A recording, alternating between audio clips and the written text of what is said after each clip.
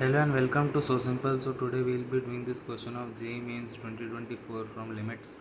Let fractional part of x denote the let this denote the fractional part of x and f of x be cos inverse 1 minus fractional part of x whole square into sin inverse 1 minus fractional part of x upon fractional part of x minus fractional part of x cube x not equal to 0 if L and R respectively denotes the left hand limit and the right hand limit of fx at x equal to 0, then 32 upon pi square L square plus R square is equal to what? So for this question in this video, this the part 1 I will be explaining the left hand limit, and in the part 2 I will solve the right hand limit. So here we first need to understand the concept of fractional part of a function. So fractional part of a positive number of 7.7 is this decimal part, so 0.7, so 0.7. But if we are taking the fractional part of an integer, suppose fractional part of 7, that will be 0. Okay, and fractional part of a negative number, suppose minus 7.7 ka fractional part is minus of the fractional part of that number, meaning the 7.7, okay, plus 1. So what is the fractional part of 7.7? 0.7. So minus 0.7 plus 1 equal to 0.3. Understood? So let's start solving the question. So first I will be solving the left hand limit. So in order to solve the left hand limit is L, what I will do is L equal to limit x tends 0 minus, because it is as x equal to 0, and f of x. So I will be taking h tends 0, f of, since this is left hand limit, a minus h, and what is my a? It is 0. Okay, so this is equal to limit h tends 0, f of minus h. And what is f of minus h? F of minus h is cos inverse 1 minus h minus h square sin inverse 1 minus h upon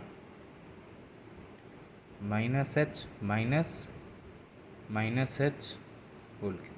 Alright, so which is equal to cos inverse.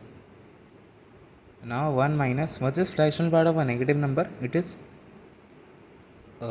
is negative of the fractional part of the positive number plus 1.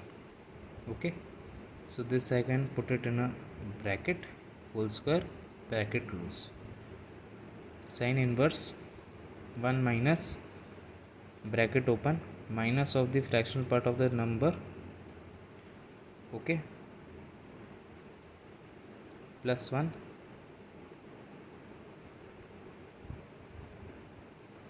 like this, and upon this will be minus plus 1 minus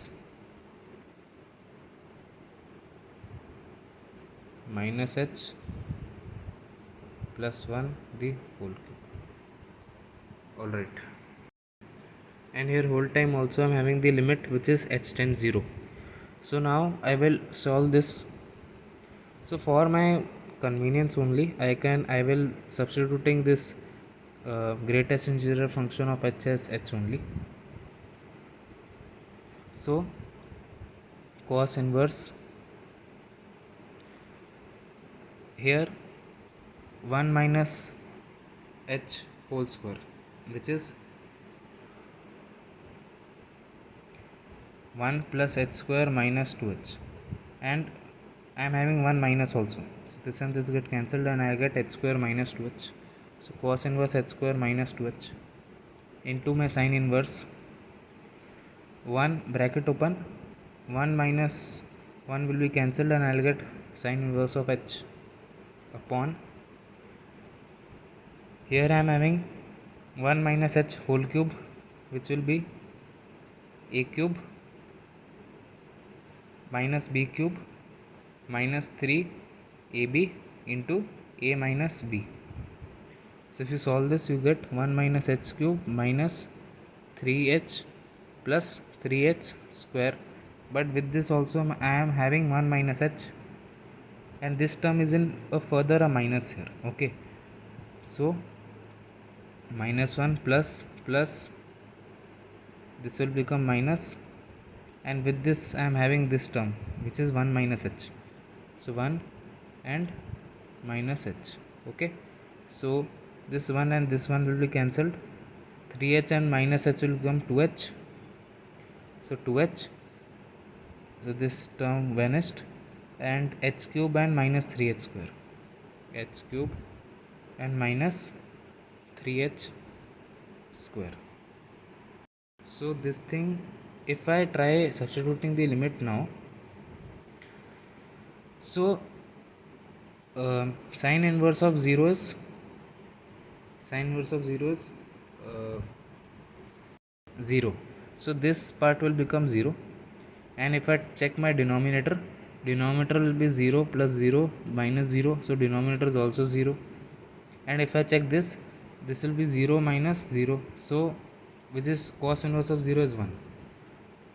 So I am not having a problem with my cos inverse term. Okay, this does not pose me a threat. So I can substitute the limit for this term, and I can simplify the numerator and denominator for these two terms, because these terms are making my limit into a indeterminate form, which I cannot calculate, right? 0 by 0 is an indeterminate form. So I will substitute the limit h tends 0 for this part. So I will get cos inverse of 0, which is 1. So 1 into limit h tends 0 sine inverse h upon h cube plus 2h minus 3h square. So I will now simplify. Limit h tends 0 sine inverse of h upon here I can take 1h as common, so I'll get h square minus 3h plus 2.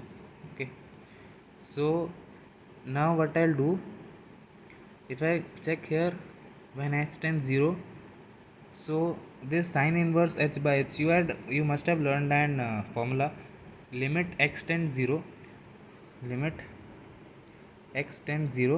sine of x upon x is equal to 1. Now similarly, limit x tends 0 sine inverse x upon x will also be 1. So limit h tends 0 sine inverse h upon h is 1, and limit h tends 0 1 upon h square minus 3h plus 2. If you substitute h as 0, so you get 0 minus 0 plus 2. So your final answer will be 1 into half, which is equal to half. So this is your left hand limit, and the right hand limit I will be solving it in the part 2 of this video. Thank you.